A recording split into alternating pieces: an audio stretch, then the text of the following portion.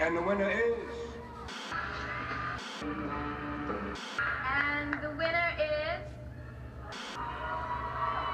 Gosh, what's with all the award shows? And the winner is... Congratulations, and I now ask you to step forward to receive your Nobel Prizes. Nobel Prize? What's that? Beats me. What? You don't know what the Nobel Prize is? We're going to have to do something about that. Whoa! What's up with this? Hey, the dude's coming out of the TV. It's like Alien. May I? Yeah, sure, why not? So, what's your story? Well, my name is Farid Murad. You can call me Fred. I'm a doctor and a researcher and a scientist at the University of Texas Houston Medical School. And oh, by the way, I got the Nobel Prize in Medicine in 1998. So, what is the Nobel Prize, anyway? Well, the Nobel Prize is one of the greatest awards you can get in the world. Uh-huh. It's recognition from other scientists. So? Well, you get to be on TV all over the world. There's a big party in Sweden. You even get to meet the King and Queen of Sweden. You get a gold medal, and then, of course, there's the money. Money? Party? Royalty? Yeah. Maybe it'd be better if I show you. May I? Sure. Thanks. Oh, thanks, Fred. Welcome to my world of science and my laboratory. You know, the Nobel Prize wouldn't even be around if it weren't for dynamite.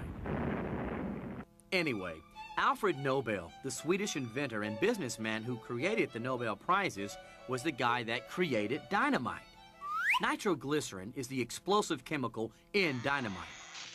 And even though it was very dangerous, Mr. Nobel figured out a way to contain nitroglycerin so that it could be put to good use, like to build stuff. You could say his discovery rocked the world.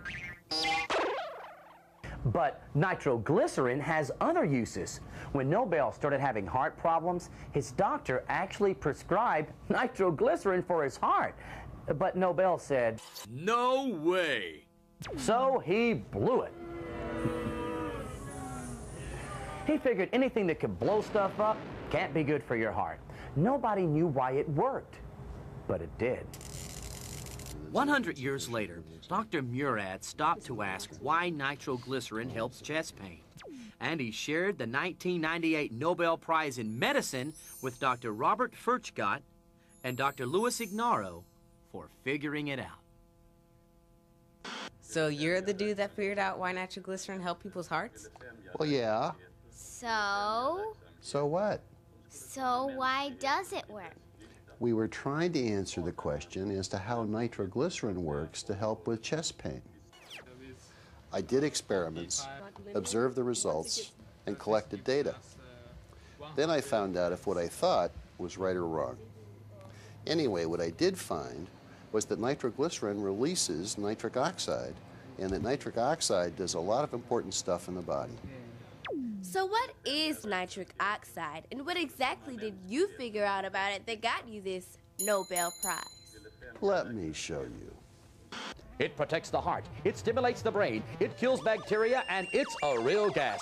It's nitric oxide. No one can say no to NO. Nitric oxide, or NO, is a simple molecule with two atoms, nitrogen and oxygen. And yes, it's a colorless, odorless gas. A scientific sensation sweeps the globe. Nitric oxide is everywhere. This common and toxic pollutant depletes the ozone layer. It's even found in car exhaust and cigarette smoke. But from super menace to superhero, nitric oxide is also found inside the human body and could help send very important messages, which are not from our sponsors. When blood flows through your blood vessels, the inner lining, or endothelium, releases nitric oxide. The nitric oxide signals your blood vessel to relax and widen. So what?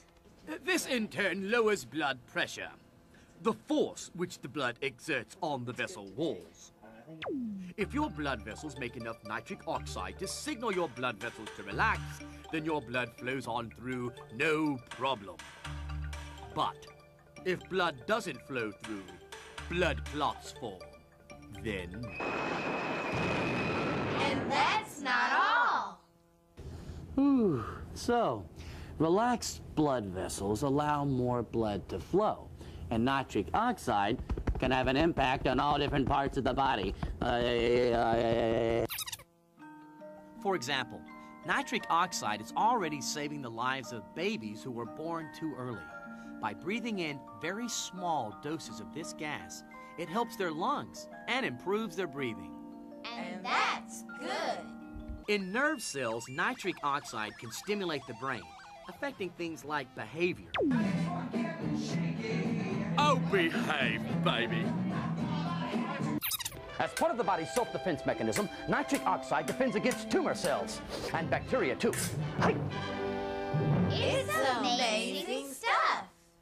But nitric oxide is no laughing matter, and not to be confused with nitrous oxide, better known as laughing gas. Somebody turn off that gas. So how do you think of all that anyway?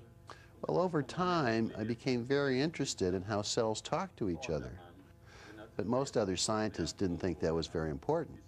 Dr. Murad figured out that when cells talk to each other, it's like one cell sends an email to another cell somewhere in the body, and the email is the gas nitric oxide.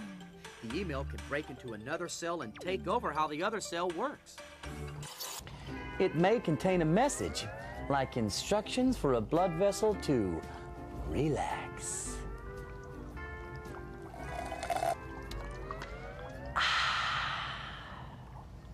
Or it may contain some other type of instructions. For example, if the message is being sent to a cancer cell, the nitric oxide may kill the cancer and then self-destruct. Hasta la vista, baby. Nitric oxide in your body affects so many things, it's like having a worldwide internet system inside your own body. So why did you go into science in the first place? Well, it's really a lot of fun to figure out how stuff like this works. And you don't have to be brilliant to get ahead. You just have to have some goals and be prepared to work very hard. As a scientist, you get to do something for the first time that nobody else has ever done, and that's exciting. Sometimes your discovery opens the door to a whole new way of thinking and even more new discoveries. It's really cool. It's kind of like the Science Olympics, and the gold is the Nobel Prize. Teams of scientists around the world compete with each other. It's fun. Who's going to finish first? Who's going to win the prize?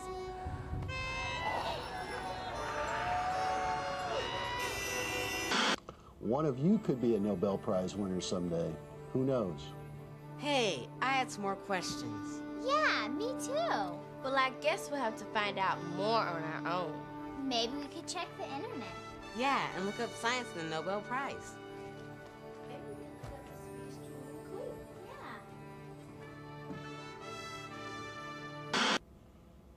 They're gone, and they left some popcorn, didn't they? Yum.